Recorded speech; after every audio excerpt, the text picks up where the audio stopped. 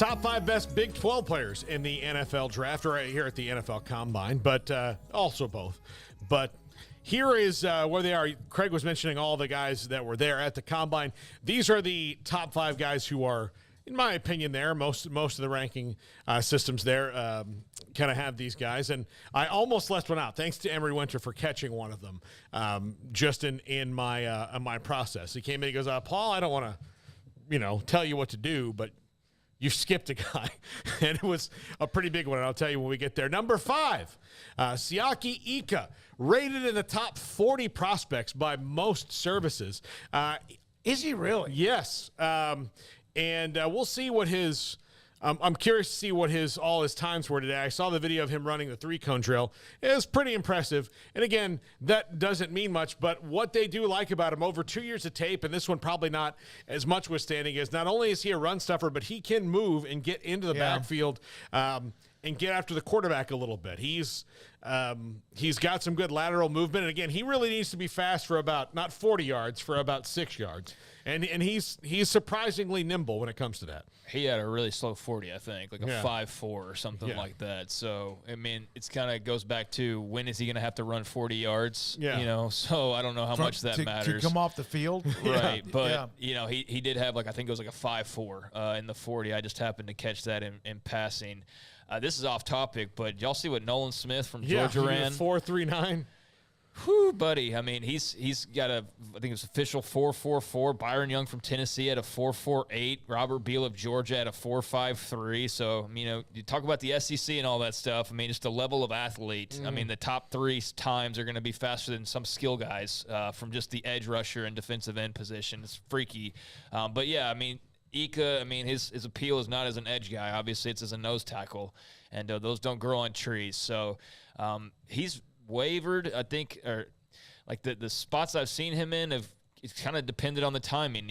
Like a month ago, he's looked at as a borderline first rounder. A couple weeks ago, it's as a mid-second rounder or an early second rounder. And now I think it's just somewhere between the first and second round is probably where he is set to go. There aren't many human beings built like him, right? Who can also play. That's the appeal. And so, finding out some of his times, I'm sure will, massage that ranking a little bit. But yeah, I'd be shocked to see him go past like the middle of the second round or something like that. No, he's especially with some of the teams that need that position. Mm-hmm. If he gets past Dallas at 58, I'll be shocked. That would mean he did not.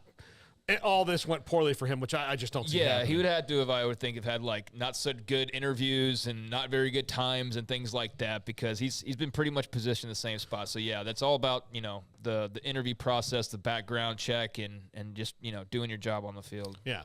And number 4, Anton Harrison from Oklahoma.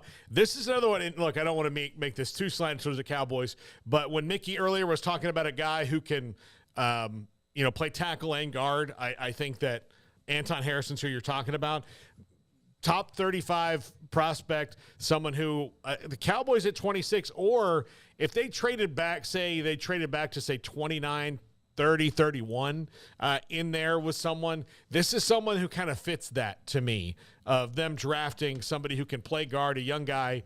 I'd like to, envision a guy like this and Tyler Smith next to each other on the left side for a while there. That picture on the left looks like an old school Oklahoma uniform back in the 70s for some reason. Maybe it's the white face mask is a little bit I don't know. Yeah. It reminds me that's of definitely not days. an old 70s helmet. That's a brand new 2023 looking helmet right there. Especially with the face mask that doesn't have a bar down the middle. Leroy for a Selman. Yeah. Leroy did not wear anything close to that on his head. No. Dewey. Yeah. So, but yeah, Anton Harrison, Craig, you know a lot about him. I mean, he's that's going to be that's to me one of their biggest losses this year, even though they seem to replace those guys pretty well.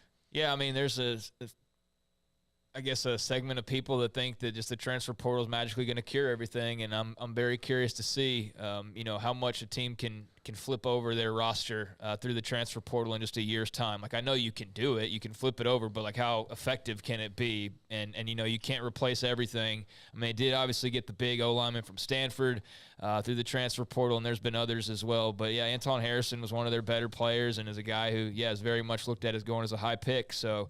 That's a loss for OU and a gain for one of 32 teams probably. Yeah. Number 3, and this is the guy I skipped, was Tyree Wilson. Yeah, I skipped him, just missed him. My apologies, but Thank you, Emery. Emery's the sieve. He doesn't let it all fall through. So, Emery's like, you want Tyree Wilson on this list? I was like, yeah, I definitely do. And someone who's really, I think the next 3 guys on this list, to me, if I were drafting and I had 3 picks in the top 10, I would be tempted to take them all in the top 10, depending on my needs. I mean, there's other guys, but Tyree Wilson, I will say, is probably going to be the 3rd-ranked defensive end or the 2nd-ranked defensive end of the top 3, behind Will Anderson, who will go to whoever doesn't draft a quarterback first. Like, so if somehow the Colts and if the Texans get up to number 1, and then the Colts might, stay at number 4 or whatever, but the Cardinals or the Bears are probably going to draft Will Anderson, Jalen Carter, and either Miles Murphy in that kind of range. It depends. We'll see. He'll be among the top 5 non-quarterbacks drafted. Is that what you're I saying? think so. He'll absolutely. probably be the highest Big 12 guy drafted. Yeah, he'll be the high. Yeah, I agree. The highest. Long, angular, fast, explosive, There's a picture of him, volatile. like his arms outstretched. I guess somebody asked him, and his wingspan is filled up the entire Ashley frame. Hodge wingspan. Yeah, absolutely. So, yeah, he's someone. Seattle at 5 to me. Are they at 5? Are they at 8? I don't know where they are. Seattle at 7. I'm sorry. They're at 7. I think Seattle makes a lot of sense for him there. Number 2, Quentin Johnston. There's nothing like wrong with this dude at all. Build, speed's going to be great. Catch radius, everything you want to say. Now, I think what's going to hurt Quentin overall and might push him out of the top 10 is that he is a wide receiver from TCU, and those have not worked out well in the first round. When you look back to Josh Doxson and now Jalen Reagor, those have not worked out well. And for whatever reason, those things, and look, sometimes it's true, sometimes it's not.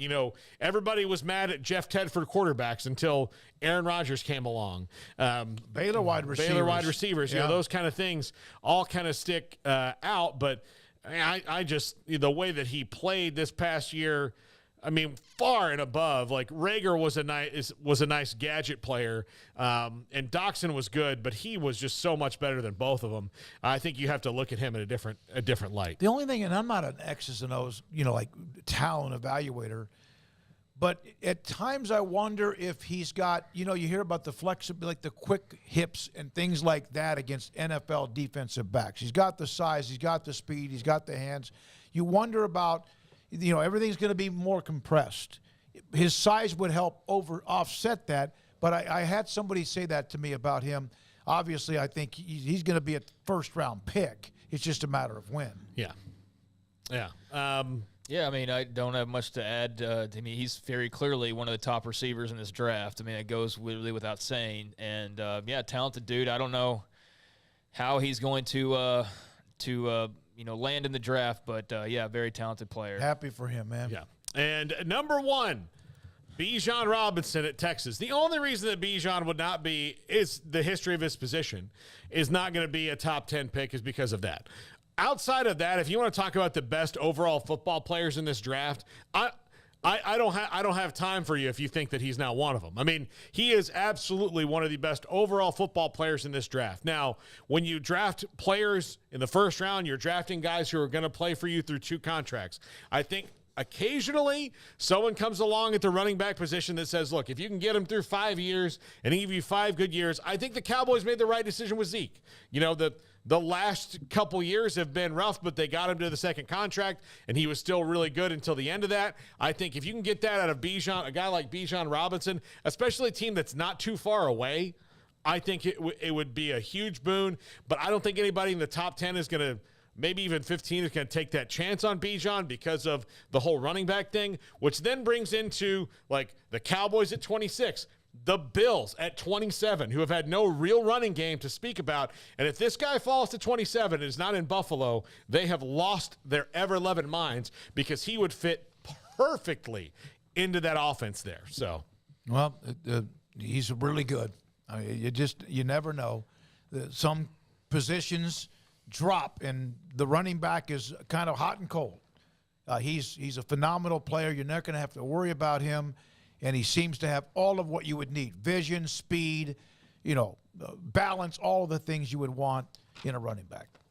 Yeah, he's a tremendous player. I mean, I'm curious to see where he goes, as we all are with all these various guys, and but fascinated to see how high he may end up. But he's a great player. I mean, I can't really add anything to what everybody already sort of knows who's watched him. He's unique and he's very special. Good stuff. Good players, all of them from, of course, this great state. By the way, or the Big 12. One of the things about Quentin Johnston, I saw this. His elevation and catch radius create an expansive target area, but his overall success rate on contested catches is lower, way lower than it should be for a receiver his size. He will need a specific route tree, but it will improve once he gets to the next level. So that was one of the things that I read about him, that his size in college is one thing, the size against guys in the NFL and everything's more compressed may be another. Good luck to him. Tyree Wilson, Siaki Ika, Bijan Robinson, Quentin Johnston, and also Oklahoma. I just went blank. Anton Harrison. Anton Harrison from OU. All right. Thanks to Emery Winter, Jack McKenzie, and Garrett Ross. Faith